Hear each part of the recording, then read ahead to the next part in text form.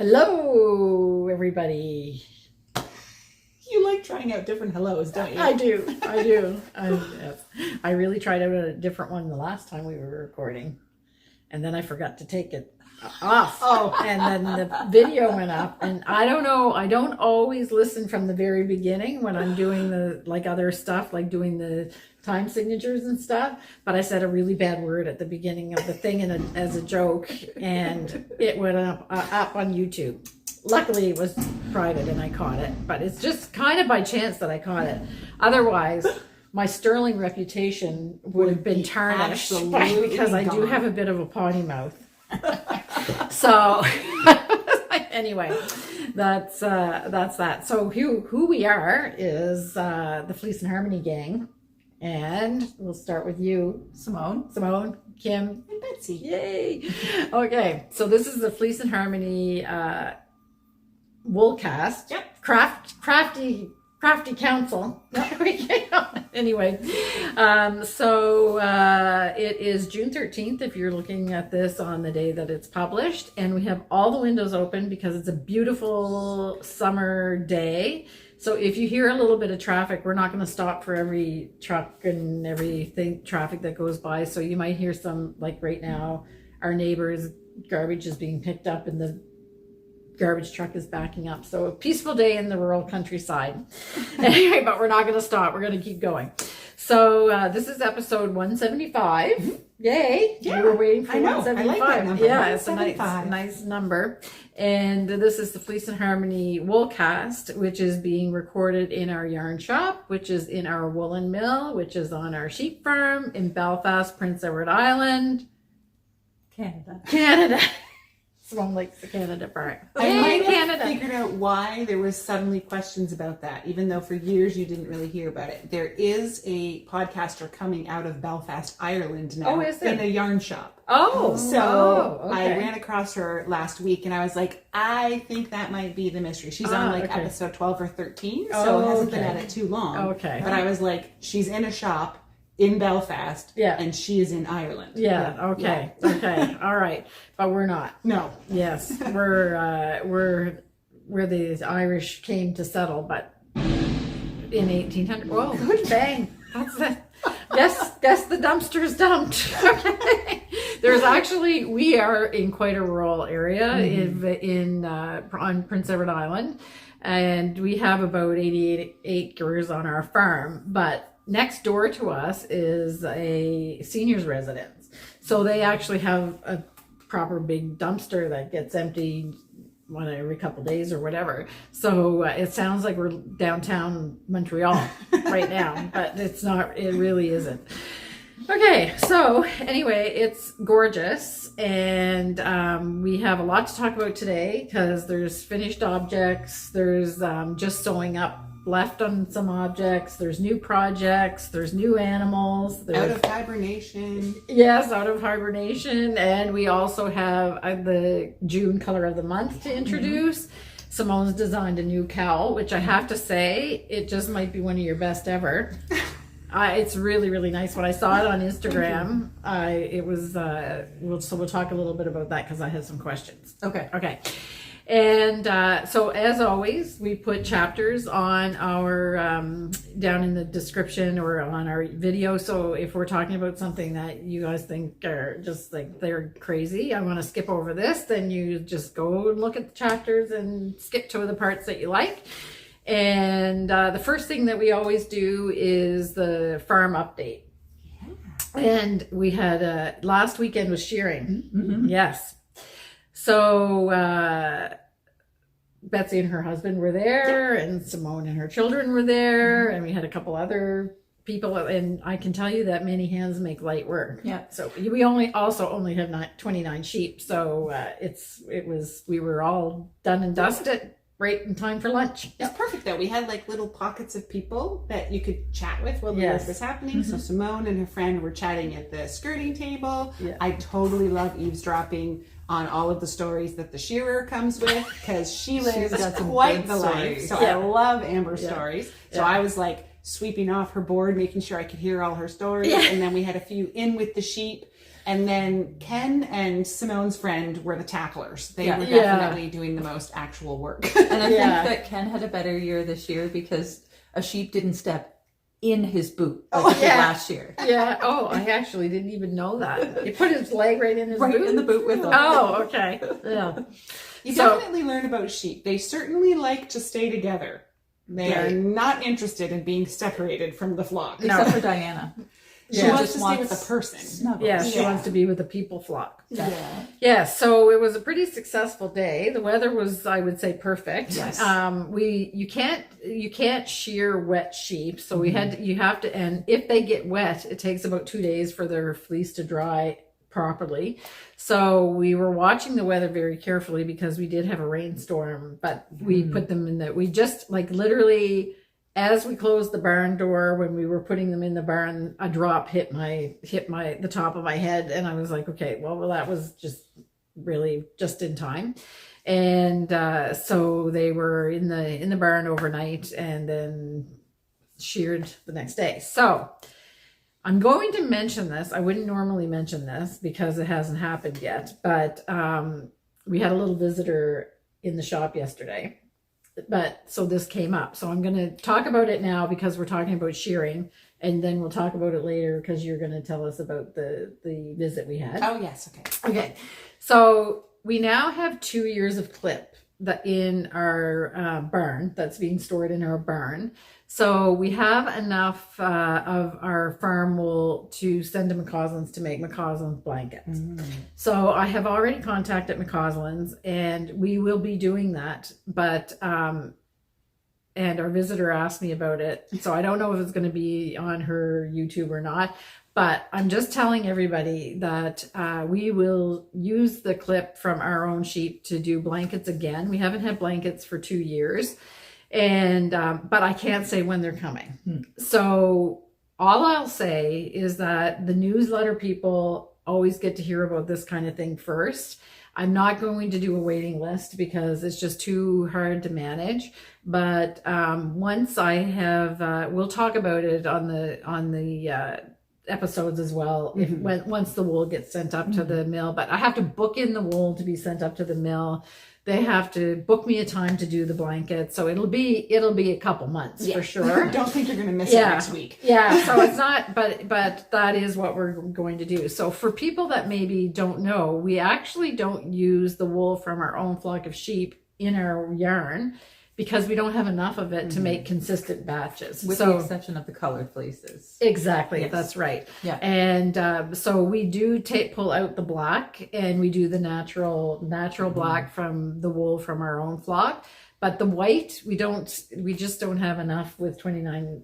We process between 4,000 and 5,000 pounds or 4,000 and 6,000 pounds of fleece. So 29 sheep can't make that. So we save them and then we save the wool until we get enough that when we take it up to McCausland's will make us our own batch of blankets. So you need like hundreds of pounds to do that. So that's what's coming up, but it hasn't even started yet. So, but people wonder what they think that maybe our yarn is made from the wool from the sheep that they can see outside. But I always tell them no, except for the natural colors when we do that because we pull that out.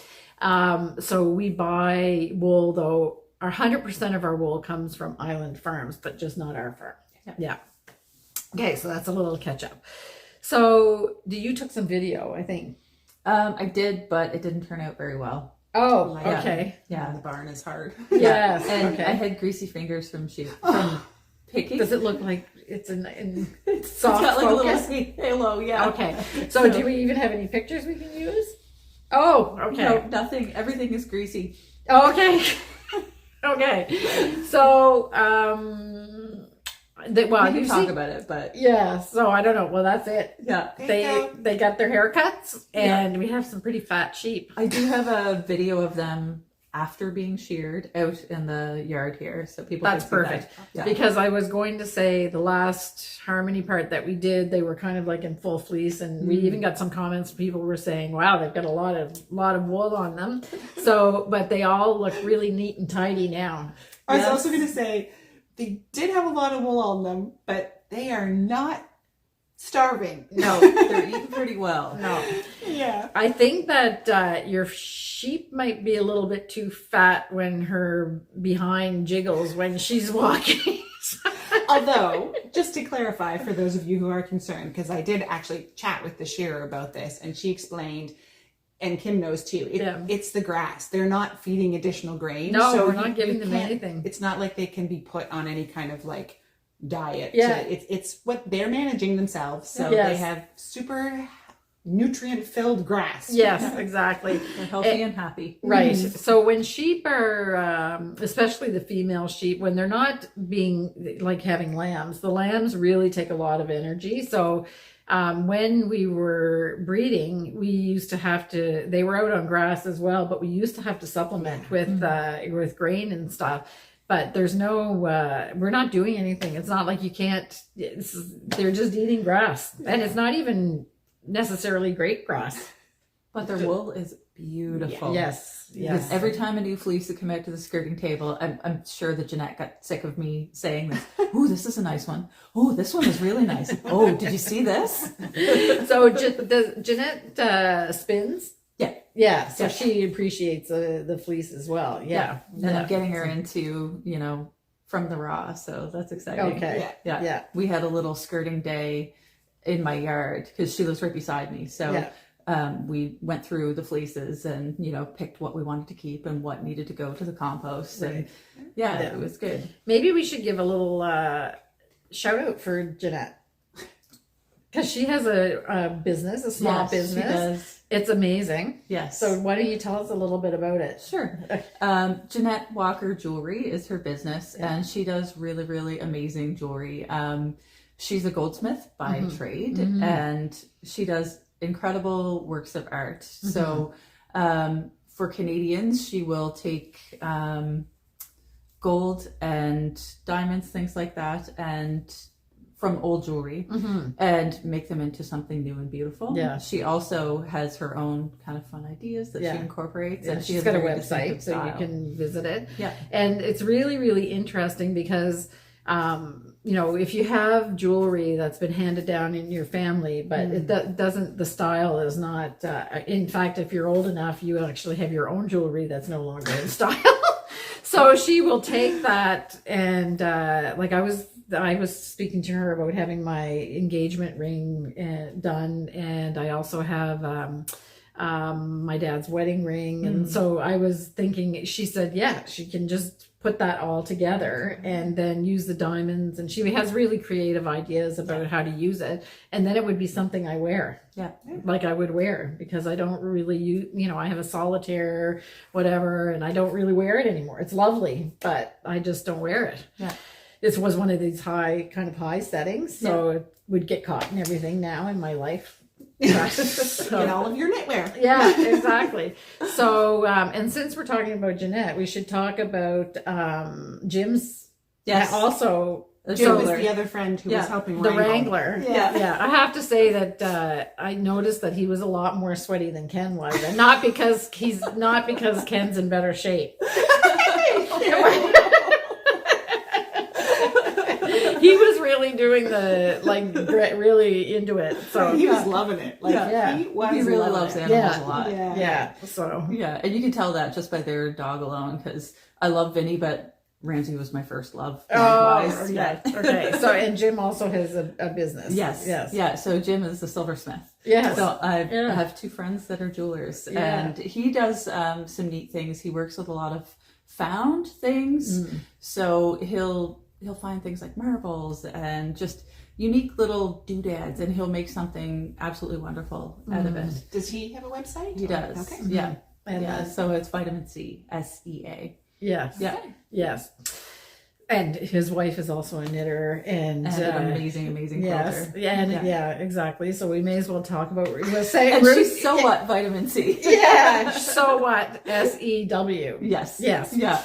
So we've got lots of creative people around. Yeah, exactly. It's so interesting, like what they're doing and whatever. And I actually, she knits by hand. Ruth knits by hand, but I don't know how she does it. She does the most intricate shawls and then the quilts on as well. And it's just like it's amazing. Yeah. I don't know what she must be super fast. She's amazing. Yeah, her work is amazing. So she just finished a shawl from our yarn, I think, just a couple weeks ago. I think I saw it posted because she uses all kinds of yarn, but she does buy some of our yarn sometimes too. So anyway, so that's it. It's great to be surrounded by creative people. It really is. Yeah, it really keeps your spark in your imagination and what the things that are possible. So I'm not a particularly creative person, but I'm a good. You say that, but you are. Well, not really. So I'm more of a following instructions type person. But I really, when I see some of the things that people come up with, I'm like, sorry, I can't help but laugh. You can't follow instructions. You always do your own thing, and that's where you're creative. Yes. I don't think you've ever knit a pattern exactly to spec. You always put your not own like what Betsy does twists though. and things on Betsy it. Different. For Betsy, the pattern is just a suggestion. You're like that too. Yeah. Okay. Not really. Oh well, as we'll find out here. Yeah, well, yes. I don't color too far out of the lines. Okay. Anyway, so yes. So being surrounded by creative people is really interesting too. Like it helps to spark your own imagination and everything. So yeah. All right. So that's about it. What's exciting that's happened on the farm. But maybe we should talk about the visitor we had yesterday because it kind of fits in. Yeah. So yesterday, Natalie from Nitty Natty Love and Stitches stopped by. She's on her Canadian tour. Yes. Her and Kent are traveling. I think they're spending 4 months. They're taking a few little pops back to the States, but then back up into Canada. And I think they've covered Nova Scotia, some of Newfoundland, and New Brunswick, which I'm a little bit jealous because they did the ferry across from Nova Scotia to Newfoundland, and I really want to do that. Anyway, so they popped into the shop and did a little bit of visiting and interviewing with Kim. So it was just great to have them by. So she's doing a blanket. She did one with the 50 states. So I didn't see how big that blanket is, but she's crocheting. She did say she had a lot of leftovers, so she rethought the process when it came to doing her Canadian. Yes. So she's aiming for 12 different yarns from places. So we have 10 provinces and 3 territories, but it is 3 territories now, right? Yes. So 10 provinces and 3 territories in the north. So they're not going to the territories; they're going to the 10 provinces. But then 10 was kind of an odd number for a blanket, she said. So she said she's adding 2 extra yarns, but I suspect she's got more than that. So I think they're up to 10 yarns now in the 4 provinces.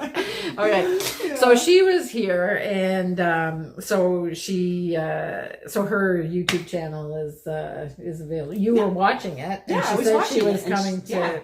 I saw that she was doing a Canadian tour. I knew she had done the US, and she had, at that point, she said, it was the one where she was on the ferry. She recorded on the ferry to Newfoundland. And I thought, well, if she's doing all of the provinces, she's got to get to PEI at some point. Yes. So, Anyway, so we had a lovely visit, and she had actually, the equipment in our woolen mill is Belfast Mini Mills equipment, and they are literally 7 kilometers down the same road we were on. So it's like I always say to customers, it can't get much local. Even the machines are produced like within 10 kilometers. So she actually was familiar with Belfast Mini Mills because she saw one in Tennessee. So there was a farm in Tennessee that she saw the equipment there. So we did a little tour in the back, and I said, well, do you want to go to the manufacturer? Because I'll just call Evan and tell him that if he has time, he can show you around. She goes, Okay, so they're kind of they have a schedule, but they're pretty. They're open to the opportunities, because I get the feeling you never know what you're going to find when you start talking to local people and stuff. Yeah. So anyway, we had a great visit. We'll see what happens with that. Yeah, you can pop in on her and find out what she thought. yeah, exactly. Okay, so now I think it's time for the shop update. So we have a new color of the month. Yeah. So I know you love your purples and pinks, but we got to get some variety going in life here. So we have put together some bluebells for you. Actually, there was another little flower. We're going to call this bluebells, but there's just this other flower. I was having a bit of a day last week at one point, and Simone took Vinny out for his break and came back with the sweetest little white and green Lily of the Valley. Yes. And they're so cute. So she gave me a little bunch of those. I stuck them in my hair, and then every time I would turn my head, I was getting this beautiful fragrance. Yes, anyway, very fragrant. Bluebells, but those were super I can adorable. dig you some out of my garden if you'd like to put it in your garden. They'll grow like crazy. Yeah, they've taken off. Well, you can even put them in the ditch in front of your house. Okay. That's where I got mine, and now I can't, like, they're take over. Which is fine, because that's how I'm letting my yard be a little bit wild. Yeah. Anyway. We're having focus issues. Bluebells. So we've got a light blue base with some little pops of some greens and some darker blues. We've been discussing quite a bit what it reminds us of. We've talked about, like, water paints, like the little... kind of, it's like a silt bed in a shallow creek where the long green grass is flowing through the creek. So it's bringing lots of different beautiful nature ideas to mind. It's very watery. Yes. Yeah. So bluebelly. And peaceful. Peaceful. Yeah. Tranquil is how I would describe it. Yeah. So we made it for you. We hope you'll enjoy it and figure out some projects to incorporate it into. And a little later, we'll give you an idea as well. Yes, exactly. So, we should say as well that it's on Selkirk Worst. Yes, yes. Worsted weight. Yeah. And it'll be available until June 30th. Yeah. And then that's it. And how long is it gone for? Forever. These are once in a month lifetime pops that you're getting here. Yes. Available for June only, and that's it. Yeah. Okay. And if you want to order before June 30th, that would be fine. Because we got a big the last episode we were joking because everyone placed their order on May 31st. I was like, oh, okay. Yeah, so because Betsy had said it will be gone forever. And then I don't know, everybody. Anyway, so that's bluebells. And I bet you we didn't bring because I didn't come out early enough to gather up the stuff for the. It is all gathered. You give me a second, I'll grab it. Yes. It's just not there.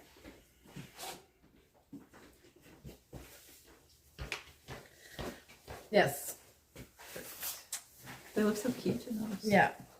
So the next thing we wanted to talk about is a little suggestion that we have. So we all are talking about Simone's Sea Faerdy Vest. We're going to see that again today, are we? Yeah. Okay. So one of those traditional all over color work Fair Isle vests, and so we were casting about in the shop looking for patterns that we would have. And when Rowan launched Pure Alpaca, they actually had a book called Softly Tailored, which is using the Pure Alpaca yarn. And there is one of those traditional style vests there. So we put the colors together that are suggested for the pattern. And it's this selection. And I made a little collection on the online shop, so you can go in there and look. It's called the Bodkin Vest, and it is made with 6 colors of pure alpaca. So that's the original design color, and then we came up with another selection as well, in case you didn't want the earthier tone. So that's just called the alternate selection on the website when you see the listing for that. So if you buy, I have pasted into the description the sizes and the amount of yarn, the yarn requirements for the original and the alternative, so you can take a look at it before you have to buy the pattern. And if you buy the enough yarn for the smallest size, I think it's 10 balls altogether. If you put the 10 balls of the pure alpaca in your checkout, then you'll automatically get 10% off the yarn. So the pattern can be bought. I have all of this in the newsletter as well. So the pattern can be bought separately on Ravelry. So it's called Bodkin, Bodkin, or you can buy the Softly Tailored book from us as well. So which has there's 14 patterns altogether, and they're all with the pure alpaca. And there's a lot of really nice ones. It has a real like sort of classic, elegant feel to it. The patterns in there. Yes. So something a little bit more dressy if you work in an office. I feel like a lot of what they have in there would be really nice for that. It's a little different than a lot of the like oversized cozy sweaters that have been going around. Yeah, it is softly tailored. Yeah, they're really, exactly. Very much so. So and this yarn is has some really great colors, and it's very, very soft. It's 100% alpaca. And you'll notice in the book, because a lot of you are screaming at the screen right now saying it's going to stretch, but that's the whole idea with the softly tailored, is there are seams and there's things like that, so that you do not have the stretch that you might have if it was done without any structure, let's say. Yeah. So that's available. So 10% off when you buy 10 balls of that yarn. And is there anything else? Not for the shop update. So do you want to talk about your cowl now? Yes, she should. Yeah. Okay. So kind of fits in. All right. So Simone I think we almost broke her from doing the blanket motif. She wasn't designed, because you were doing cowls quite often. So I think you needed a little vacation. Yes, I have a tendency to do that, where I'll design a whole bunch and then I'll just let things sit for a while and kind of percolate and decide what I really want to do with them. So this is one of those projects.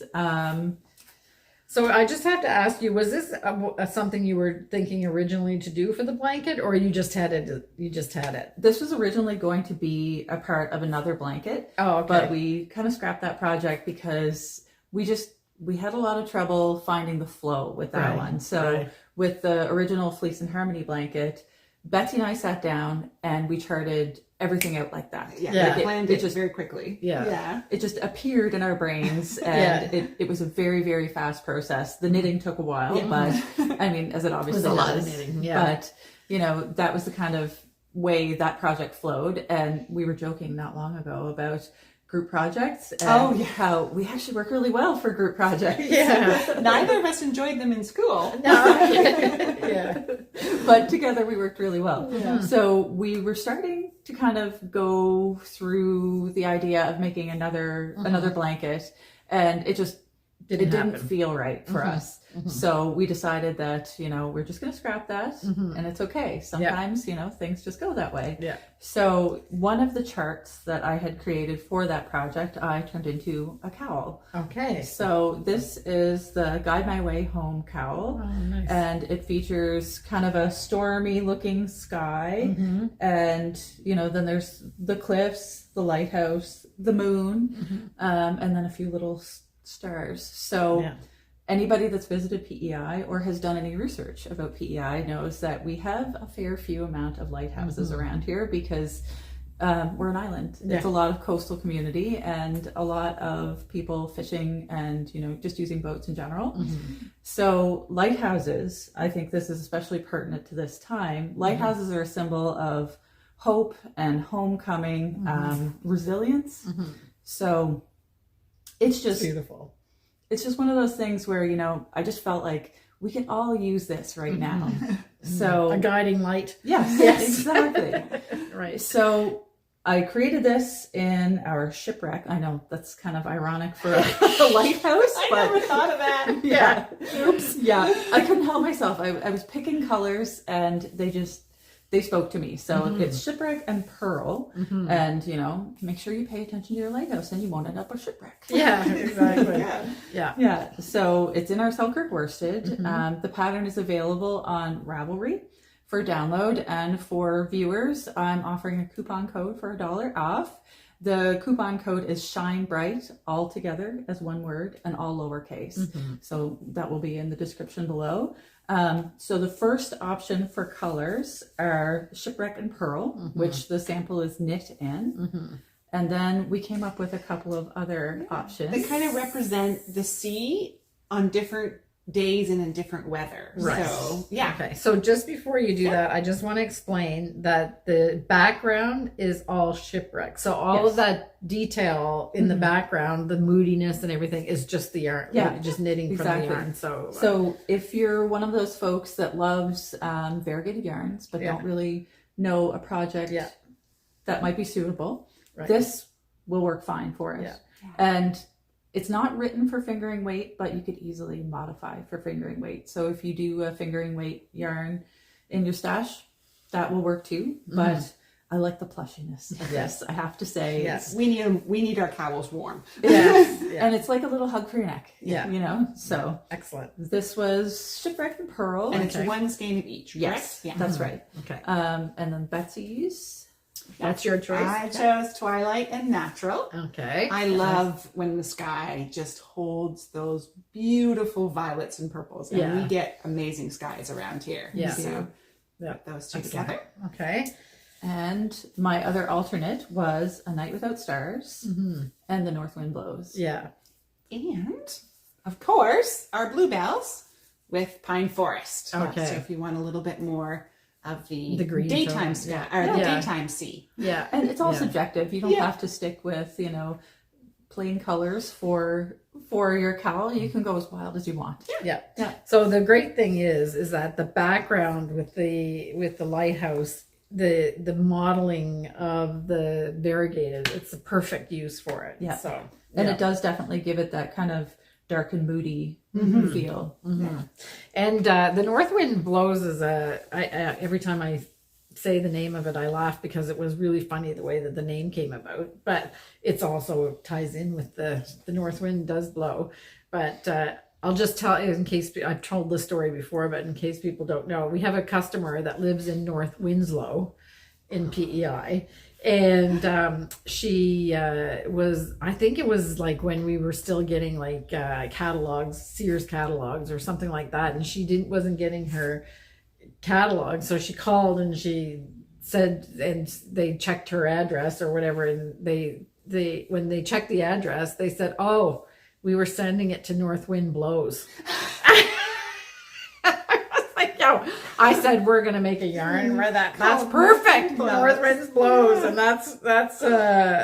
we had a good laugh that day. So at our house, we always know when the north wind is blowing. Yes. Because our vent for our oven, however it is, the moment the wind is coming directly from the north, then that fan inside rattles like crazy. So we actually had Matthew make a custom plug to put in it. Of course, not when we're operating the stove, but just when the north wind is blowing directly, so we don't have to sit there and hear this continuous vibration going on. Wow. We always know when the wind's coming from the north. It's like a compass. And it can take the tiniest little shift and it stops. But it's like this exact spot. Okay. Yeah. Betsy lives up on a hill. Yes. And she's I know when it's exposed. Windy. Yes.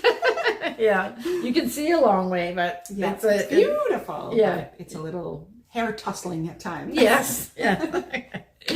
All right. So is there anything else? Nope. Those are our options for that. Yeah. Okay. All right. So now I guess we're going to start talking about our projects that we're working on. But before we do that, we always talk about what we're wearing. Yeah. So Simone? I am wearing Forestland by Jennifer Steingass, and it is knit in Crux Fibre. Which unfortunately you can't get anymore. Okay. But it's one of my favorite sweaters. I should wear it more often. Yes. So is it 100% wool or is it a is. blend? Okay. Yeah. So I guess we can make a pretty easy suggestion if you wanted to knit it at a Selkirk worsted. Yeah. Yeah. So autumn birch and fox and kits is what I'm thinking. Yep. Yeah.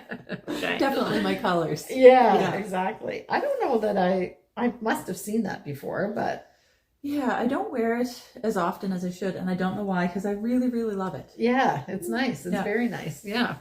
And I pulled one sweater out of the tickle trunk, and it's this is Ramea by Jennifer Beale, and it's knit, and I think if I remember correctly, it was designed for Eldon lace, so our Eldon lace, and it's done in Mayflower, and then the contrast on the sleeves is a little bit of amethyst brooch, vineyard, and autumn birch.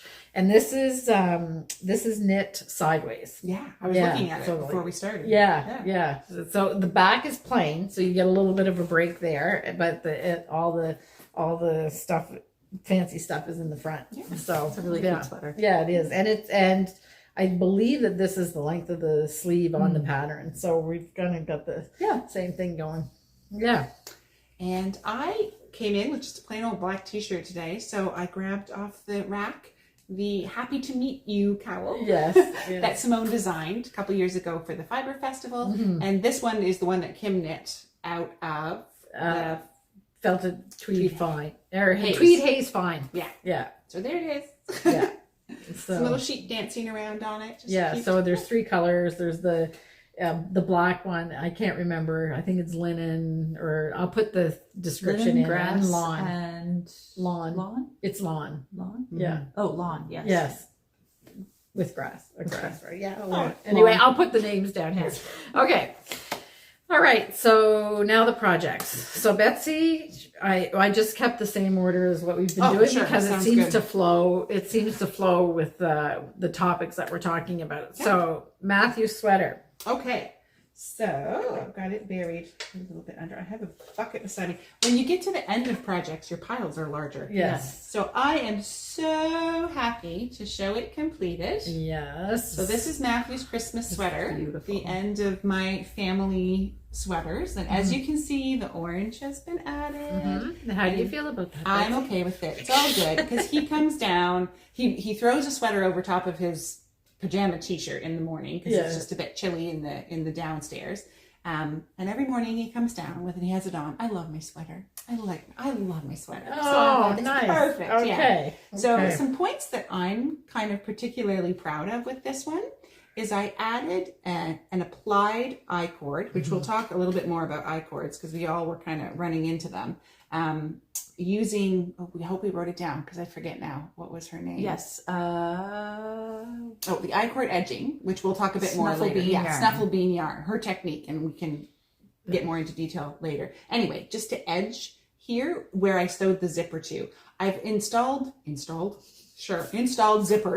in 3 or 4 different items now, but I never really finished that edging with anything special, and I just had the idea to do this based on what store-bought knit sweaters have. Right. And I'm so proud of it. I love it. I think it made it so neat and tidy. So when you take a picture, you can. Yes. I'm going to open it because I want to show the facing now that you've got it sewn up. Yeah. So Betsy had a little trick to make sure that she had enough of the main color of the yarn, and that was to do the facing in the blue. So this is more or less spruce. Yes. So this yarn was a batch of worsted that was not quite at the right weight, so it's a little bit lighter than our worsted. Custom spun, yes, custom dye, yes, custom knit. Yeah, and so it is. The color is also a little bit lighter than spruce, but it's basically spruce.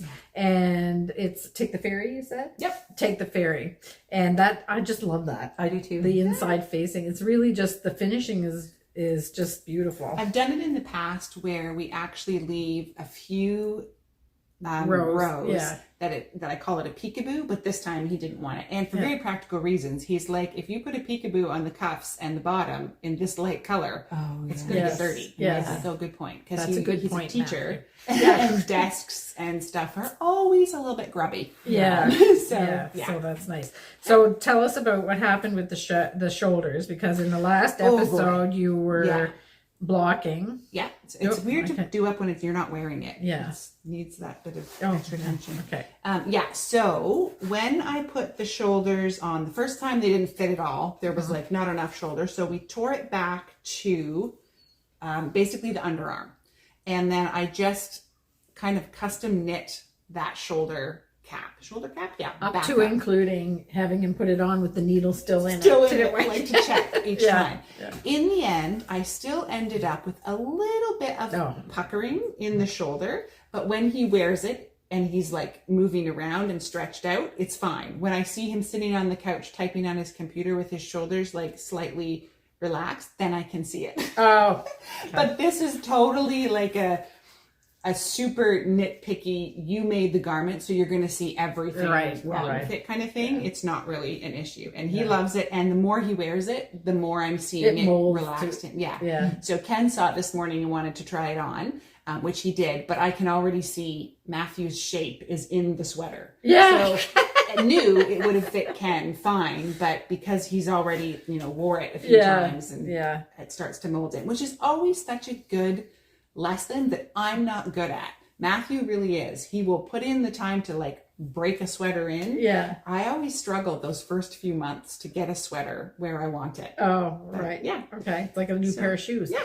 So, and the lines in the argyle are duplicate stitch. Yes. That you did. I just did duplicate stitch on there. Yeah. Which really liked. Gorgeous. Yeah. And it looks really good on. He has really bright, icy blue eyes. Yeah. So it goes perfect on him. Okay. Yeah. All right. Excellent. So I'm very proud of it. That's an accomplishment. It's amazing. Yeah. And it's so fantastic to have someone who will wear it and wear it and wear it. And I know he will, because the last one I made for him, I was getting sick of. Oh, yeah. It was time to see something different. Yeah. So, it's lovely. Okay.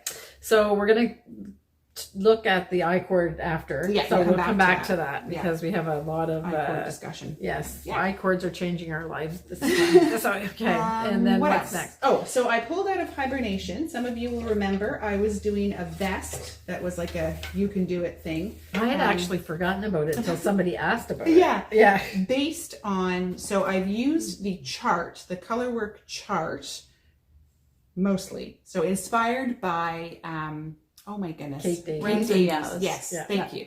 So glad you ladies remember things. Inspired by that. And so I just turned it into a vest style. So I've got strings going everywhere. I'm just about done up to the shoulders. I just need to do a little bit more on the back. I decided to finish the back in solid black. So squishy. It is really squishy. It's Rowan's Alpaca Soft DK, which I think here in the colorwork part is great. It feels like it's going to hold its shape. I went down to single and I'm a little nervous here, but again, we're going to add some I-cording to the sleeves, and I think that will give it the structure it needs. Yeah. So the plan is to steek the front. I've already got my little steek stitches worked into it. And then to add, I did a 2x1 ribbing, I think. So I'm going to do 2x1 ribbing on the button band turned the other way, sideways. Does that make sense? So not vertical stripes. It'll be like horizontal stripes. I used that on Evelyn's and it was cute. So I'm going to do that. And I'm thinking toggles, not buttons. Ooh. Oh, yeah. Okay. I'll have to track down some toggles. Yeah. Nice. And then a nice, again, double, like a folded over ribbed collar. So you're really close to done. I'm kind of puttering on it. Yeah. Okay, this is going to be nice. I think you had last seen up to the underarm, so I had to finish a couple rows of color work on the front and then just doing solid on the back. Yeah, perfect. Yeah. I can't remember. I know it's Simply Black and Simply White, and there's Rainy Day, and the dark one is that charcoal? I think it might be charcoal. Charcoal. And I don't know, this is trench coat. This is trench, and then there's also, Simone used it in her fox one that she did. It's a bit of a brownie black color. Oh, yes, that's classic brown. Okay. Classic brown. Yeah. So I basically took all the neutrals and put them So together. where does the classic brown go? It's in the middle of the trench coat? of the trench coat and a little bit of the background on there. Okay, because it's kind of hard. Oh, okay. I see it now in this light. So yes, that's classic brown. Yeah. Okay, beautiful. So it's going to be cozy, which I love, because sometimes you need like a torso warmth layer, but to have your arms free and moving is nice. I have a problem because I'm not my torso. I always need my arms covered. Oh, your arms get cold. So what do I do about that? I'd have two sleeves with a string in the back. Oh, we need to At the new fashion presentation. Just super those long cuff gloves. warmers. Yeah. That's cool. People just knit your sleeves. Because I actually am. I'd be warm on my body. Yeah, I stay warm on my body, but I always feel like I need something on my sleeves. And I'm the opposite, where I'm constantly shoving my sleeves up. Oh, So yeah, no, I'm 3/4 sleeves work really like great this for is me. really bothering me right now, and it's a summer day. Like I like something on my. You like the on my- security. I don't know. I guess so. I just like it. I like it, but I don't need it on the. Like I don't need to wear a sweater. Okay. I just want something on. I'm gonna knit something. We're on the opposite. Maybe- Little boleros. No, maybe I'll take those fancy socks and do it without the foot. Sophia, well, you know who does? Because it has a little tie at the top too. Hujovic frequently has like these matching sort of fingerless knit cuff things that go with her fancy sweaters. So you could just take that and just keep going. Yeah, I don't want it on my hands. I need to a wrist and just up to here. I You're can't a wait. knitter, so you could custom create something just like that. I can't wait till the day we come in and my you're first pattern. in your t-shirt and sleeves. Yes. Looks like I'll look like a Victorian accountant or whatever. There was like cuffs. They wore those. That was so they didn't get ink on their shirts. Yeah. There you so go. that's it. Yeah. Oh, it's already been invented. Yeah. So no need to reinvent the wheel. Those Victorians. Okay. What else? Oh, and I've got my tessellation. I didn't bring it all because it's kind of just like more of the same. But the part that I'm on is these inset flowers. Oh, okay. I have one more that goes somewhere in here in one of these. Oh, look at this color. That is transition. That is this style. And then I switched to a new style of inset flowers. Okay. So I'm just kind of working away on it. Oh, it's backwards. When Oh, I feel it. Yeah, yeah. that's the I front. like this one a When I lot. feel it. Well, that's I'm going to say that about that's the everyone. fun of it. Each one I hold up to Matthew. I'm like, ooh, I like this color combination. Ooh, I like this color combination. And we pick our favorites and then we carry on. Yeah. So it'll be so fun in the end to kind of put it all together. It feels really nice. Yeah. I'm it enjoying does. this Yeah. mosaic process. I So- think that what I'm finding, because this is made from felted tweed, is that you get the softening effect on felted tweed when you're doing a project like this because you're handling it so much. So much. Yes. Yes. And So with crochet, you're like pulling it against itself. So it starts to actually... it has a different feel Yeah. It does. than when it's knit. Yeah. It's fluffier. Well, I think and we start to actually make the yarn bloom in the process of yes, crocheting. I think so. Yeah. Yeah. Anyway, it's really, really nice. And to be honest, I've noticed, because now we've worked with quite a few colors, you probably have noticed the same thing, is that some of the colors have a different texture than the others. Like aluminum is like really very fluffy. There's also a green one that whatever this green one is also fluffier than the rest. Yes, but I would say for sure. I have two for sure in mind. This green one and there's one other, I can't remember what it is, that are definitely a slightly different texture. And they're all, and it's not just the ball that we're working on because it's aluminum. Okay. Because I'm using aluminum. I know. Because I don't have aluminum. That's why I'm duck egg? Duck egg? Or Okay, something? maybe. Anyway. Or scree? Are you using scree? I don't have scree either. I have all of the ones that have just a bit of green in them. Yeah, okay. So, and we know that different dyes that you use change the texture slightly of the fiber. So it makes sense, but it is funny when you're working with them. It's not problematic. No. Because again, when you're crocheting, I was talking with Simone about this today. When you're crocheting, I find that you can have a broader range of yarn weights. As long as you're using the same hook size, they seem to come out pretty consistent. It wouldn't affect the weight of your garment or whatever, but it's just has a little bit more poofiness to it. And it's got to be the dyes because I mean, how many hundreds of felted tweed yards have we had through our hands over our blanket journey? Just a few. Yeah, just a few. Yeah, exactly. Lovely. I'm excited to see the star go into place.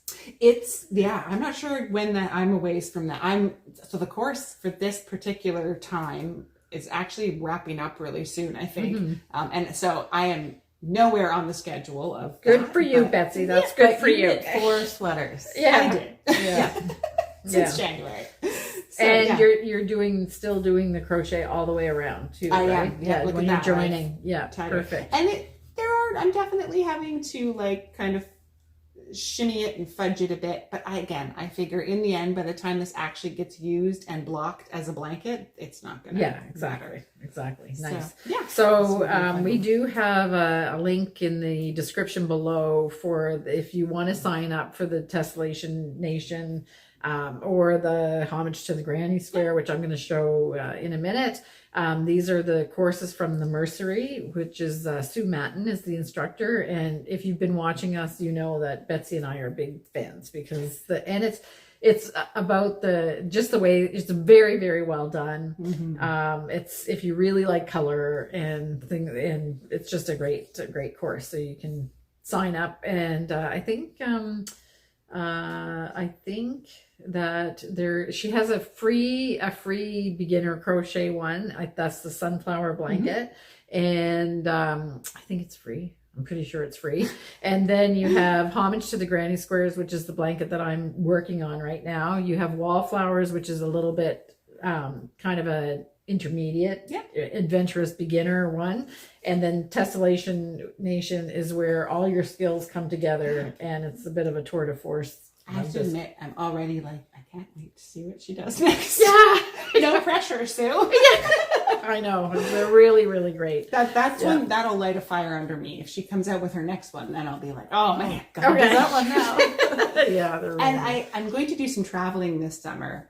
So it may even take longer because I don't mind, like the crocheting part is fine, but because I'm using so many different colors, I just don't want to travel with 20 different colors of yarn balls. So we'll see. Yeah. We'll see. So now we're going to just skip for a second because I'll just say that I'll show you my Homage to the Granny Square. I don't have anything here. I was like, so I'm going to insert a picture here. I didn't have chance the last time I said I was going to lay it all out. I was going to lay the squares all out and take a picture, and I didn't get a chance to do that. So I will do it for this episode. I literally have 6 small squares to do in one flavor. I think I forget if it's a star or a something or whether. And then I have the 4 big cornerstone squares to do, and I'm done. Nice. That I just have to join the whole thing. Okay.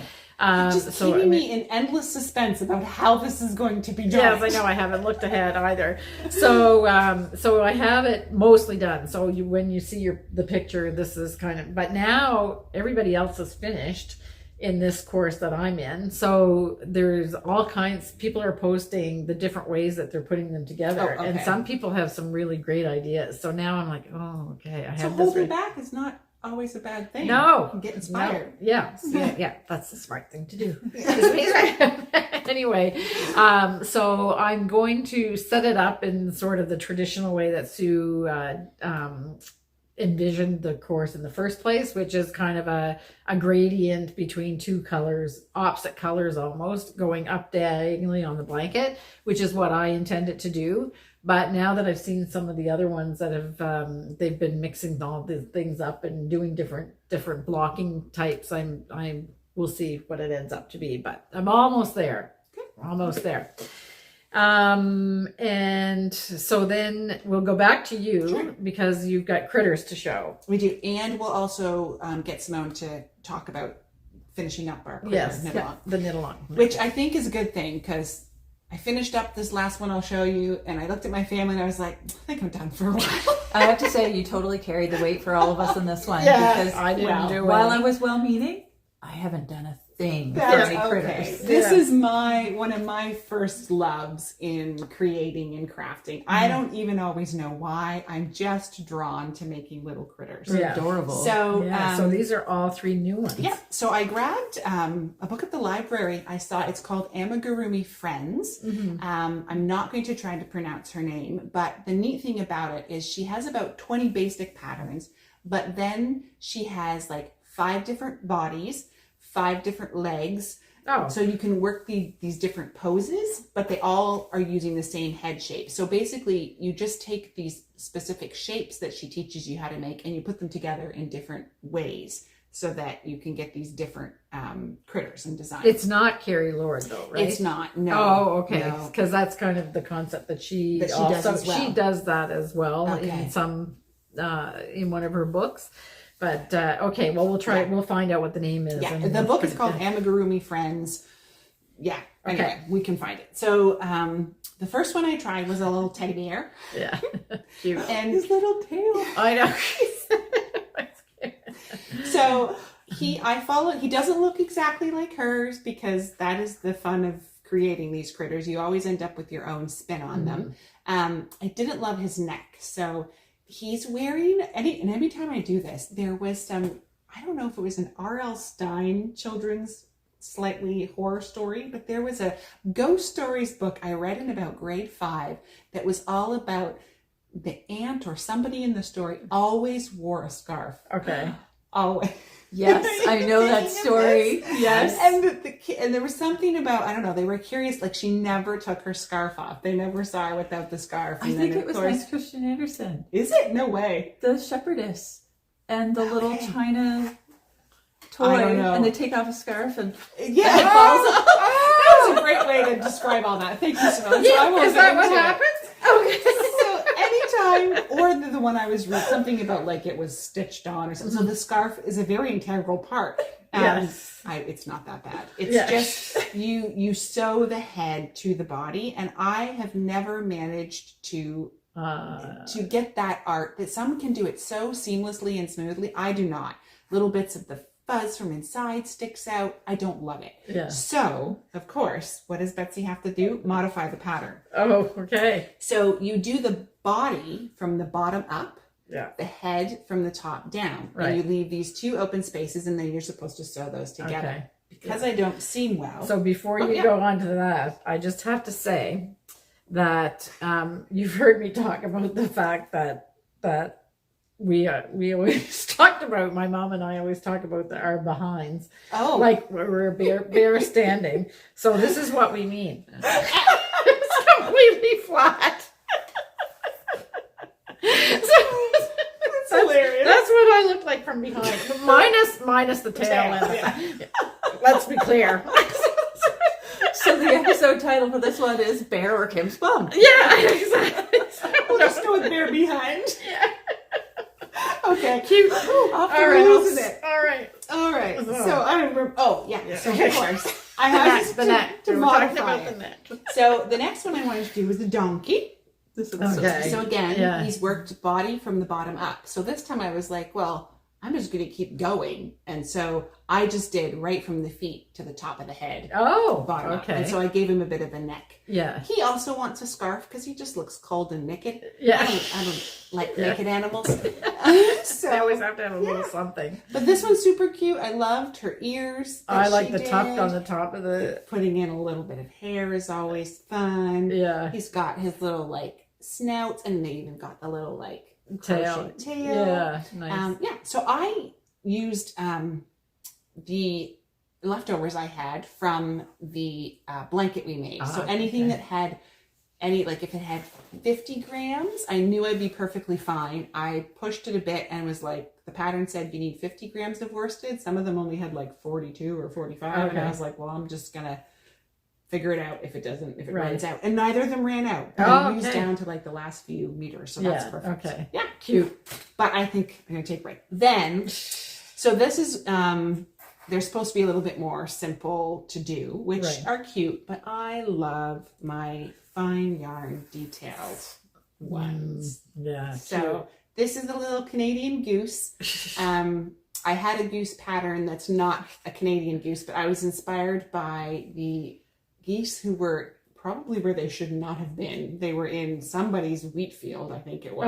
Oh, okay. Munching away not too long after it had been like just sown. And I was like, I don't think you guys are actually welcome here, but you tell that to a Canada goose. They're fertilizing it. That's a good way to think about it. Yeah, telling a Canada goose where it should and should not be, I don't recommend. No. Yeah, exactly.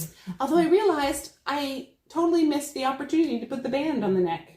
Yeah. I could have put the color in there. Yeah. So it's a baby goose. Doesn't have all its colors yet. Okay. It's a cosplay. Because they have white on the face too. But I love the wings. Yes. Very detailed. Yes, but Some just got lovely little with the little fluffs on the side. Yeah. And the feet. They're really cute. Yeah, it's really gorgeous. Absolutely adorable. Yeah.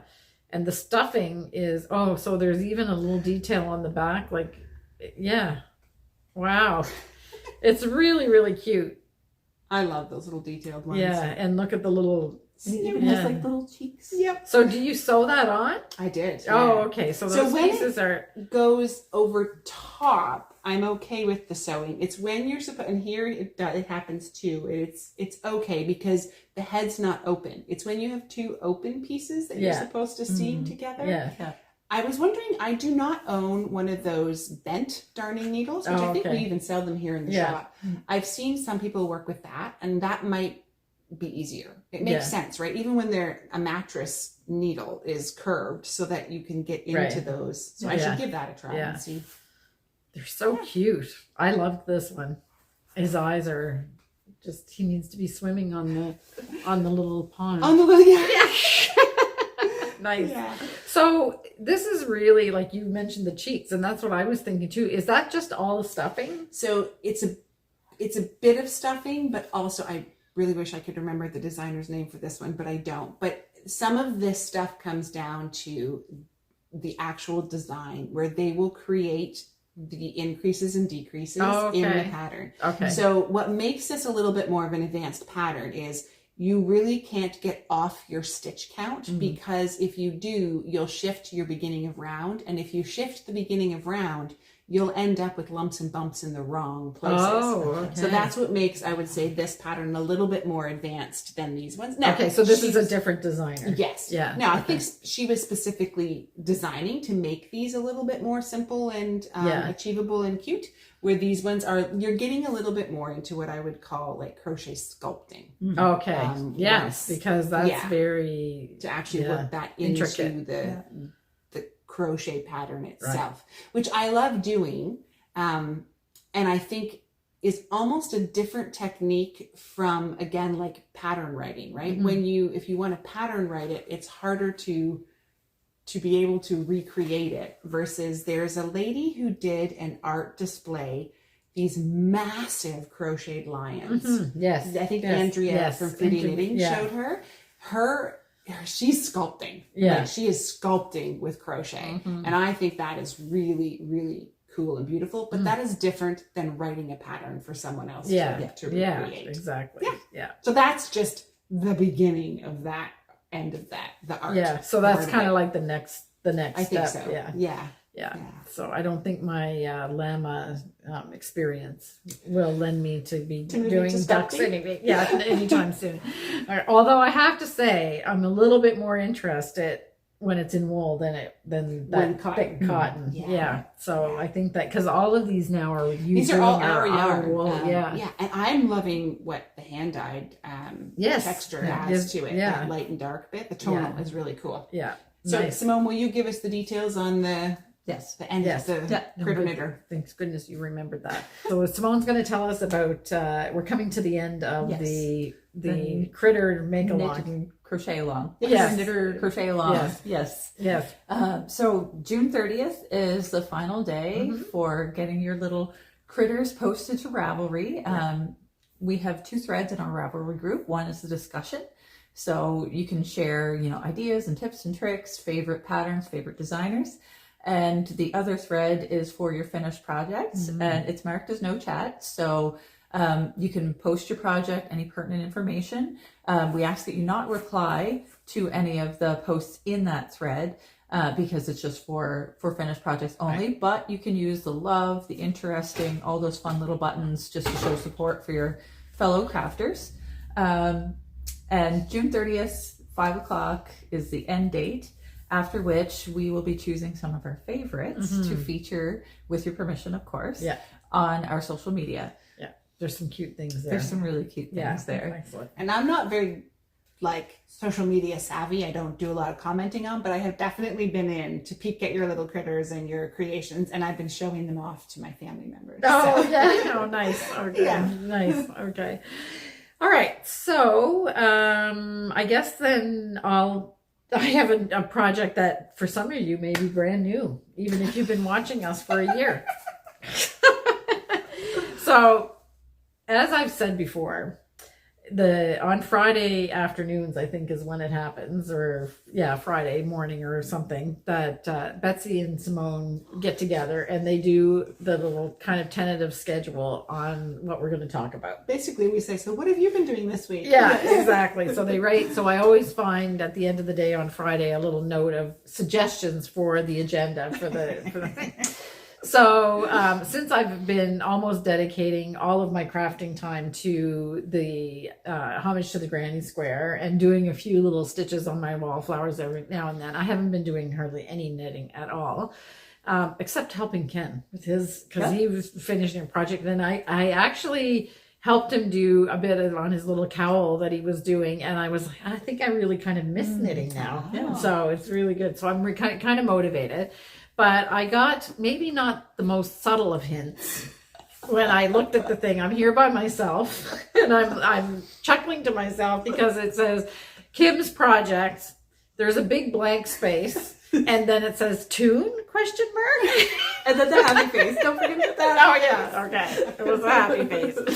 Anyway, so I was chuckling to myself, and I thought, it's absolutely ridiculous because I am so tune is, I'll put a picture of a t-shirt or a sleeveless tank top that I started. Was it 2 years ago? I think so. I think it was 2 years ago. Summer treasure. Because we were sitting out there, and anyway, so it's Rowan in Summer Light 4-ply, and I'm doing it in navy ink and blossom, so a very light pink and navy.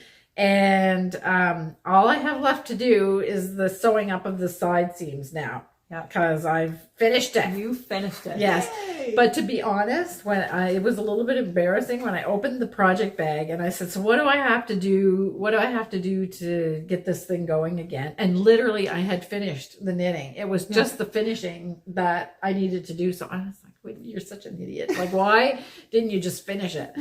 So this is some modifications that I made on this. So Simone knit this and finished hers in 2 weeks, and that was 2 years ago. I think it was almost 2 weeks. And so I did a couple little things. So I know I'm probably old fashioned and a bit persnickety, but I really hate those rolled edges that everybody's doing right now. Stockinette and just let it roll. I don't love that for me either. Yeah. So the modifications that I made to this were... Sorry, now I'm laughing inside because you started this so long ago. I don't even think they're doing that anymore. Oh, are they not? They're over it? I think so. I hope so. There's a lot of folded. Yeah. So I was ahead of my time. So what I decided to do, I love a folded hem. Yeah. And so in this one, I decided to do a picot. So I have to sew that up. So I have this very cute little picot around the bottom. And then I decided I would do, because the top, you were supposed to just do 4 rows of reverse stockinette around the neck and around the sleeves. And I was like, oh, I'm not doing that. So I did an applied I-cord, which I have never done before. So I practiced an I-cord because you have to look at it because it's amazing the way you make the cord. But I've never knitted on a project, and I've never done it on an applied. I guess this is called an applied, right? Yeah. Okay, so that's what I did. So that's all done now. I worked all the way since last Friday to make sure that I had it. It's hundreds of stitches. I have to say, I was like, oh my goodness. Okay. And you can do an I-cord with, I think it says, I looked at the tutorial from Tin Can Knits to do it. And they said that you can do a 2-stitch, a 3-stitch, or a 4-stitch. The finer the yarn, the more you can do, and it'll still look neat and tidy, but thicker yarns, you want to do less. So you do I-cord edges all the time. Yeah. So the Tin Can Knits has a little free tutorial they've got a lot of tutorials. I hadn't been in there in a long time. So they're a great source for knitting help. So I decided to do a 4-stitch I-cord. So the tank top is knit on a 2.75 millimeter and the I-cord is on a 2.25. So it's pretty small. I picked up all the stitches that I needed, and then we were chatting this morning before we got started, and Betsy did the applied I-cord on Matthew's sweater. And she picked up as she went along. So I followed the tutorial by Snuffle Bean yarn. And I just had a quick look at it again this morning after we were chatting. So your I-cord is 3 stitches. The 4th stitch is the stitch you're picking up. But the way you do it is you cast on 3 stitches to start, then you do the 4th, and you knit the first 2, then you knit the 3rd and 4th together, and then bring your yarn. But you have to pick up the 4th. Yes, you're picking the 4th up each as you go. So you had to pick up, or you went ahead and picked up all your stitches along the edging, right? Yes.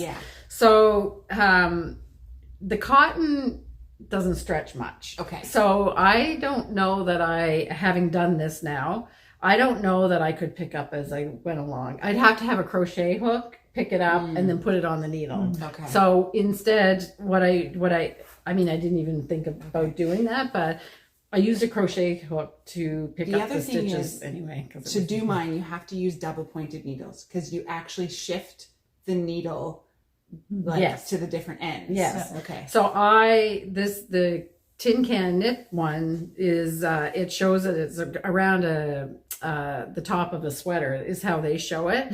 So they are using circular needles. So what I did was I picked up everything, and then I had to do the knitting, and you do the last stitch, cast out on stitch of the I-cord proper and the stitch that you're picking up, and you knit them together through the back loop, and then you shift all your stitches manually on the other back to the left-handed needle. You could have done it with double points and it would have been easier, more efficient. Or could you have just pulled your cord all the way through? Something that I've done that works really well for me is I have my long cable with all my stitches on it, and then I use a double pointed needle or even a little cable needle, and just shift back and forth with that one. Yeah.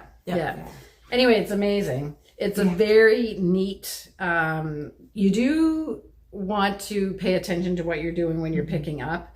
I did actually take out some of the picked up stitches when I first started because you need to be consistent of where you're picking, because these are cast off edge, or not cast off, but the edge of your knitting. So you do want it to look smooth when you do it, and when you hit increases, it gives a different look. But as long as you're consistent, I think it's works, and it's very, very neat and tidy. It is. And I do find for myself anyway that I have to go down at least 1 needle size whenever I'm doing I-cord edging. Sorry. Bless you. I found that I have to go down at least 1 needle size whenever I do I-cord edging that's applied, just to get that really, you know, kind of firm edge that I'm looking for. Right. Okay. So it's done. And I just have to sew up the side seam. So, and as I'm doing master stitch, which I love to do, so that's something that I like. So that probably might treat at the end. Yes, it might get done before I edit the podcast. So if it gets done tonight, let's say, I'll take a picture of the tee finished. So it's really cute. It is. Yeah, it is cute. Yeah. I hope it fits. I have been seeing a few different tank tops. And some of them from the top, actually knit from the top down, and I'm kind of tempted. Yeah. Because again, then you can like find out if you went far enough, so you don't have to worry about if it fits. Yeah. So I'm not the same weight I was when I started it. Yeah. So Ken and I kind of put it around my body this morning just to see. I said, I hope it really fit, but I think it's going to fit, but it's going to be shorter than I expected. I added a little bit of length, but I don't think I added quite enough. Yeah. But it's hard to tell and it's not blocked or anything. So. Has your Cornwallis given you? Oh, but that doesn't really count because it has garter stitch, so you can't even really compare. Yeah, because the Cornwallis up top has garter. And that's much looser, different. So it's a kind of different vibe altogether. It's really cute though. I love that. It does really weird things to my eyes. Does it? A little bit. Oh, I have to blink if I want to actually look at the stripes. I have to blink. Okay. Yeah. All right. So it's 2 by 2 stripes. So it's just very neat. Yeah. And very tight because cotton is not forgiving. No. You do need to knit neatly. I do find that the Rowan cotton is the easiest cotton to knit that I've ever knit with, but I actually like knitting with that. That's why I carry it, because I liked it. I was like, ooh, okay, this has not been my past experience with cotton yarn. This is really, really nice. Yeah. And so I like it, but the I-cord is it's on 2.25 millimeters and also tight. Yeah. So no stretch. Yeah, no stretch. So it's a little bit of I have a little building up a little callus on my finger from doing it. I was gonna say the only thing you have to keep in mind with that then too is once you apply the I-cord, you're not going to have any stretch. Yeah. So if you put that on a neckline, this one is fine because it's a wider neckline. I picked up more stitches than what they recommended because I wanted to have a little bit more. Yeah, exactly. That you didn't pull it into. Yeah. So I actually on the first sleeve, the neck is the neck, but on the first sleeve I picked up all of the stitches that I thought I needed to pick up, and it ended up being 40 more stitches than what they said. Okay. Because they were doing reverse stockinette, and I was doing I-cord. So then I just picked up the same number on the other side, just to your point. Yeah. So that's it. So yeah, I really like it. So I do hope that my little gauging that it actually does fit, but we'll see. So we'll call that done, because I'm now my favorite part is coming up, the sewing. And I actually, while I was digging around in finding this, I saw my You Can Do It, and I think I'm but not quite at the same stage with that one, but I'm really close to, so I think I'm going to just dig that out and get that finished as well. One more thing I was going to say about the I-cord is that I really appreciated the Chiagu needles for that. Yeah.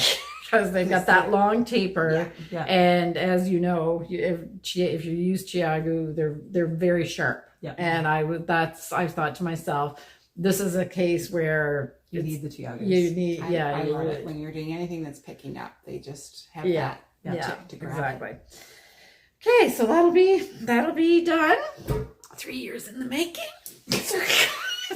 I rebuilt my house in that amount of time. Simone and I were lamenting about slow knitting and, just taking your time to enjoy it. And that's what you did. Yes. It almost got to the point where it was sort of like, no, I'm not going to do it.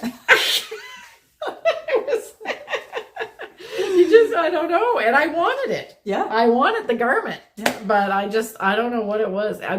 When I started to get inklings that it might not fit, I lost all motivation, I think. I don't think I was much help in that regard either, because whenever I knit mine, I put it on and I'm like, it's really cute, not on me. Yeah. So I gave it to Willow, and Willow wears it, and she looks adorable in it. Yeah. But it did not look good on me. And I did the same thing. So I actually extended the length of the body because I knew as written, it was too short for me. It's got a bit and croppy. My taste. So anyway. Yeah, it's hard to tell when I'm just standing in my pajama bottoms trying to get it, look and see, but we'll see what happens. But I think it might be just long enough. Yeah. So, and that's always the curse of knitting at home is 9 chances out of 10, at least in my case, I'm standing in front of the mirror, trying on my sweater with my red plaid pajama pants on. And it's like, oh, mine are red plaid too. My favorite ones. Okay. I've got a couple pair of red plaid. I do too. Yeah. So, red and blue. Yeah. Yes, I have blue plaid ones too. Yep. Oh. What we should do? Some kind of what? Twinkie. Yeah, here we go. Plaid pals. Plaid pals. Plaid pajama pals. Yeah, we're so Canadian. Your PPP. I did. I should tell Simone so the guys, the crew that's working in our house, almost all of them go to the same church that Betsy and I go to. And I was looking around on Sunday and I was like, oh my goodness, half the congregation see me in my pajamas. Because they come at 7:30 and I do a little bit of knitting time at 7:30. So I'm in my pajamas. I don't wear anything. It's like really like I could go. These days I could go grocery shopping in what I wear to bed, but Kim absolutely loves all the pajama wearing grocery shopping. Honestly, I'm sorry if that's you, but I'm like, you're not dressed, right? You know you're not dressed. I can't stand it. I actually do say to my family, hold on guys, we're going grocery shopping. Kim would not approve. I need to put on real pants. Yeah. I do that too. You what? I switch pants whenever I have to go to the store. Yeah. I do it entirely because of you. Yeah. Do you really? Yep, totally. Oh, I'm like, if Kim can have the crazy. standard, I can wear real pants to the grocery store. Anyway. Okay. So, Simone, we should have started you earlier because now it looks like we've got a half a page of stuff. What are you doing over there? I'll start with my Ranunculus. Okay, but first is this a new bag? No, this is the one that I shared previously. Okay. Yeah. All right. We don't have to talk about that My thing. little bunny bag. Betsy and I were discussing it when we had a little break there, and I said no, and she said no sewing on the notes. But No. yeah, okay. I decided yesterday that it was nice, and I was going to do one of my favorite things, which is sit in my lawn chair in the garden and read. Oh, okay. So Nice. that's what I did instead of sewing. Yeah. And I was going to try and get a photo or a video of the hummingbirds because I have all this comfrey in bloom and they really, really love it. Yeah. But they know when I take a camera out because I'll be sitting there reading and they're buzzing back and forth and having a great time. Yeah. But if I try and sneak a camera up, And they're They're so gone. fast. Yeah. Oh yeah, they're amazing. Yeah. Yeah. So I did a little bit of work on my ranunculus. Oh yeah. Well, for that you're actually you're getting down there, right? Yeah. Yeah. So I'm just going to keep on keeping on with this one. It's in cotton cashmere, and I'm really enjoying this yarn a lot. It's my first time using it, and it won't be my last. Yeah. I'm enjoying it so much that initially I was planning on just doing the short sleeve version, but I think I like the drape of this a lot, so I'm going to go for the long sleeve version because it will be one of those sweaters that's, you just cool on warm days and warm on You could cool even days. wear it with pajama bottoms and feel comfortable. What needle size are you working with? That is a good question. Oh boy, pretty big. It's looking like a 6 millimeters. Yeah. Okay. Yeah. So then you're getting quite a bit of yardage out of that. I thing. am. Yeah. So I'm just joining as I go. I'm doing the braided join because it's got the cotton in it, and I can't do my usual Spitz okay. slice. Yeah. So I'll have to look up what that is. I don't know that one. it seems to be going well. Yeah. I have to rough it up a little bit just to make sure all those little ends stay tucked. But I don't even know what the braided join is. so you Is it- separate the plies and and then then you braid them? actually braid them. Oh, Yeah, okay. to join. It's most commonly used for plant fibers because they're really tricky to get all those ends tucked in right. So far so good. Excellent. I'm going to have to give that a try. Yeah. So nothing too exciting. It's just another great sweater, but you know what? I'm okay with You that. can't get away with knotting on that because it's open. Yeah. So You'll see it pop through. I actually did knots on the back of this, but it's so dense. But did you plan each of your knot at least at the end of a row? No. Oh, you didn't? No. Okay. How I do it is I'll just show you. There's one right there, and I think that's the front. There's one on the front. Yeah. And the back, the same thing. So what I do is I cut the threads, and I just do a very light kind of just twist it knot, like a single knot, and I leave the ends long. And then after I finish knitting it, I go back and I do like a square knot, And then I make sure, just to make sure that the tension is right on the stitch in the front, and you can't see it. Because that's always what I struggle with whenever it comes to plant fibers, is trying to hide those ends. Yeah, and I don't leave it long either. Yeah. I do a really I tie the tight knot, or the knot tight, but without putting tension on the stitch. So by the time you do the second. Yeah, so we're right there is, and you won't be able to see anything because you really can't see anything. Cool. So so that's what I do. You just have to be careful on your on the tension, but you can't do that because your fabric is much more open than this was. So, okay, back to you.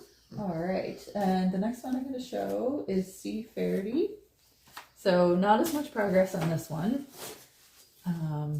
But I am still making progress. I've got a couple of balls of yarn here. So I started on... It's nice, yeah. I just love the colors you put together. Yeah. I went with colors that were close to the original pattern. So the pattern is the Sea Faerdy Vest by Gudrun Johnson. And I really love this a lot. Yeah. But I just haven't had the brain space to knit a whole lot on it. And Ginger Snap's been helping. So I don't really want it covered in orange cat fur. Yeah. Between helping and creeping, he's a busy cat. He is. And it was funny, actually, because the other day there's another cat that likes to come around because he really loves Ginger Snap and Simpkin. He's another orange cat that does not belong to me, but we've nicknamed him Bert. So anyway, Bert comes in the house and he visits, and Ginger Snap got jealous because I patted Bert and picked him up. So once I put Bert down and Bert went off to find Simpkin, up on my knee. So yeah, he's been a little bit spoiled. Okay. So yeah, not a ton of work on this. But and this is in felted tweed, and I have put all the colors down in the description. So if you want to know. because I can't remember the names. I know this is pine. Yes. It's a good thing you're not listing all the homage and the tessellation, or you might as well just list the entire... Yes. Between the three of us, we've used every of the 63 colors of the felted tweed. So yeah, not enough brain space for this lately, but that's okay. I did a pretty minor 3 years is the limit. If it goes longer than 3 years, it just means that you're worse than me. You got lots of time. Put that one there. Yeah. But yeah, I just wanted to show it because I got I don't know what, this much done. Yes. Not a lot. Okay. But this is the one that I spent most of my time on. And it was a Stash Buster project. So this is the Granny Wrap by Anabu House. The pattern is originally written for a bulky weight, but it can be easily modified. And this is mainly scraps from the blanket, but also some other little bits and bobs that I had in my stash of Selkirk worsted. I get to a point where I save all my scraps, and then I usually find something fun to do with it. So a few years ago, I made a really fun crochet blanket. The last time I did it, I did a woven shawl with all the different scraps. And this time I decided just one of these wraps for the house, because sometimes I do get cool in the evenings and I like to just throw something around my shoulders. So yeah, I used all of the scraps, and I used a significant amount of scraps. Yeah. Well, I was going to say, so you seem to have you have your scraps, which can create a Jethro. Yes. And then you have your next step of scraps, which are even smaller, that you take into something. You're really good with using that all up. And you never know from a distance that, I've mixed different, runs of the same color together, because you can get away with that in crochet. Yeah. Especially this kind of project. Playing a little bit of yarn chicken. I was looking at it earlier, trying to go, how does she know if she's going to have enough to make it all the way? Sometimes I join another ball of the same color. Okay. That you just add to it. And the dye lots are just slightly different, but you can't tell. No, it doesn't matter. So did you lay out all your balls and know what, or you just grabbed randomly? I stuck them in a bag and I closed my eyes and I pulled them out. Oh, okay. Yeah, so this is the order that they came out with the exception of the slate at the bottom. Okay. Because this is the last precious little bit of Iona Bunny. Oh, and I think this was the original run of Iona Bunny. Oh, wow. Okay. So it's some deep stash. Yeah. For this one. Yeah. Wow. Yeah. So I think the only thing that I'm going to add to this is fringe. I'm going to do a little bit of fringe because I do have a little bit of leftover color. So again, I'm just going to cut them in certain lengths. I'm going to add, so many pieces to each little hole. Yeah. And it's going to be multicolored. Fun. Yeah, just Fun. Yeah. So yeah, if you have little tiny bits and pieces of stuff in your stash that are kind of weighing on your brain and you want to do something fun with it. So I'm just going to ask you this. So up here, so did you start off with one, you picked one first? Yeah. So because this is Twilight, I think. Yeah. And it's only a little tiny bit. Yeah. So you started with that. That was the smallest ball that I had. Okay. Yeah. And then after that, you just picked. Yeah. Okay. All right. So it's just happenstance. Yeah. It's the gorgeous. only rule was if I picked out two of the same color, right, and I didn't need it to finish the end of a row, I'd switch something else. Yes, of course. So the fact how these meld together on the bottom, other than the what you said about the slate, that was just all they were in the bottom of the bag. Wow. Cool. Yeah. Okay. Very fun. Okay. So This yeah, looks it's a like good fun size wrap, idea. Yeah. and nice and cozy, and it's got a nice weight. Okay. Yes. Yeah. I guess I could just weigh this. I was going to say, I have scraps, but I have no idea if I remotely even have enough, but I'll just go weigh the shawl afterwards. Yeah, You gotta exactly. tell me. Yeah. So this was wonderfully mindless, because you just keep on keeping on. You add color as you feel. There's no hard and fast rules to it. Look at Beautiful. that piece of ginger snap hair. Yeah. Imagine. Yeah.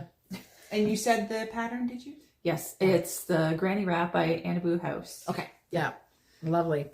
I have to say that this Selkirk worsted weight for a blanket is it's just heavy enough that you have a little bit of weight, but it's nice. There was also a method to my madness of making a shawl because people in my house tend to have their favorite blankets. Yeah. And those favorite blankets get swiped by other family members. Okay. So if I make a shawl, they're not going to take it. Okay. And it does feel, I mean, this is not a blanket, but the weight of it is, you can just feel that it's comforting. It's like putting a blanket over your Yeah, shoulders. exactly. Lovely. So yeah, nobody's swiping this in. I picked up the Fleece and Harmony blanket the other day. I showed it to Natalie when she was here.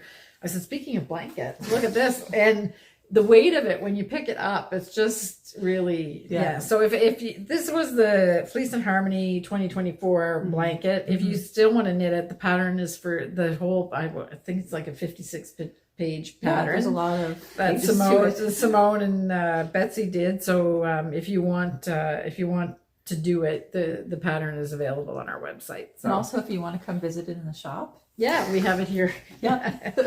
Beautiful. Okay. Yeah. That was a fun, mindless project that used up a ton of scraps. Yeah, in a lovely project. Now I get to buy some more yarn. Yay! Okay, that's how it works. It's like the tide; it goes in, and it goes out. Yeah. Okay, so is that it? I just have one last little thing. Oh, I've been you're doing a little bit of spinning spinning. too. Okay, Yeah. this is a new one. Have you seen this? This is Corriedale. No. Oh, okay. This is Rain on a Tent. I ended up getting 2 4-ounce bags, so this is one whole so 4-ounce have bag. a lot. Yeah. Yeah. I have no idea what I'm going to do with it. Can I feel that with the Corey? Yeah. But it's going to be fun, and of course it's a fractal. Yeah. Yeah.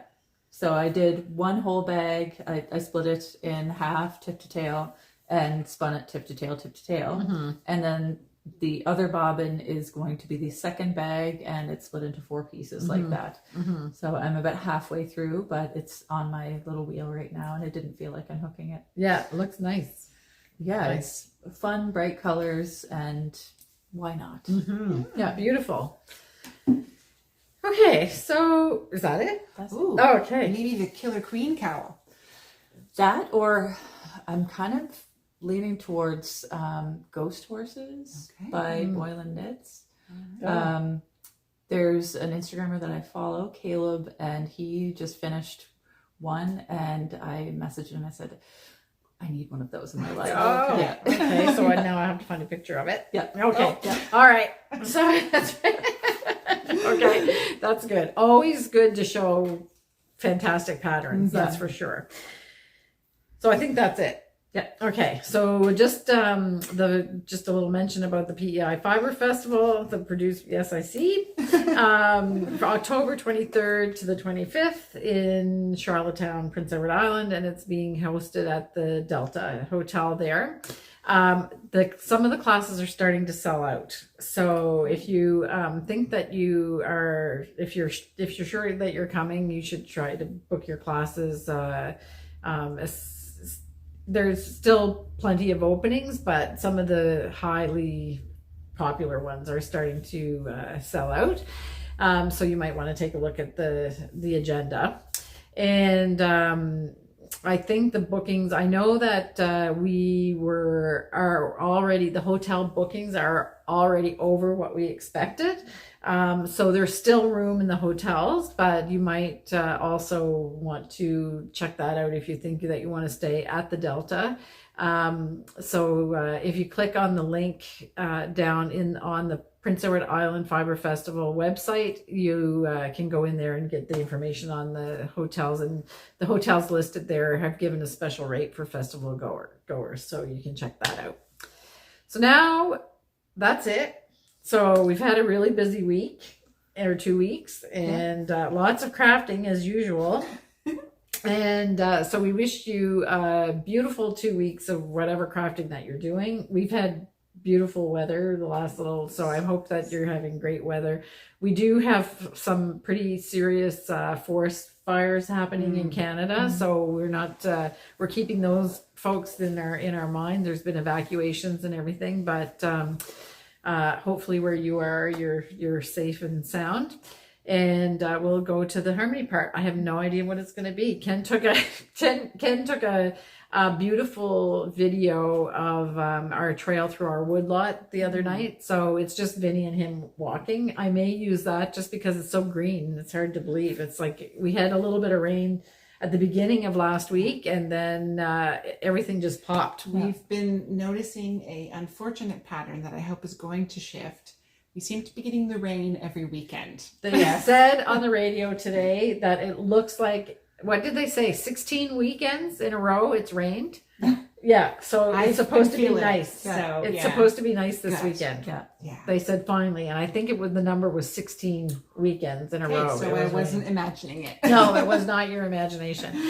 So anyway, enjoy the harmony part. Take a few minutes to sit and relax with some beautiful scenery, I hope, and beautiful music, and we'll see you in 2 weeks' time. Bye.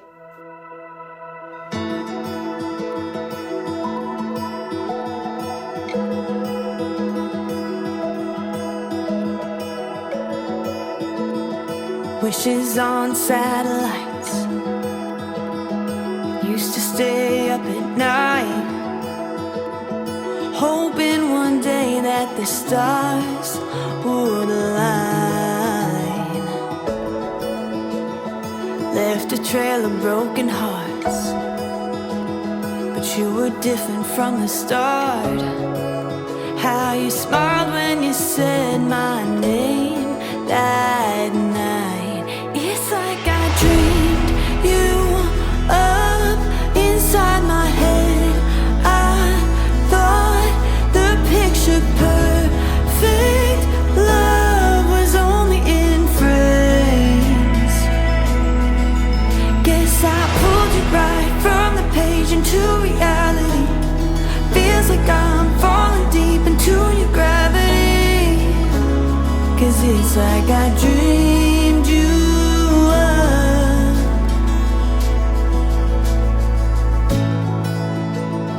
Every layer of your soul is better than the one before. Honestly, you were so unexpected.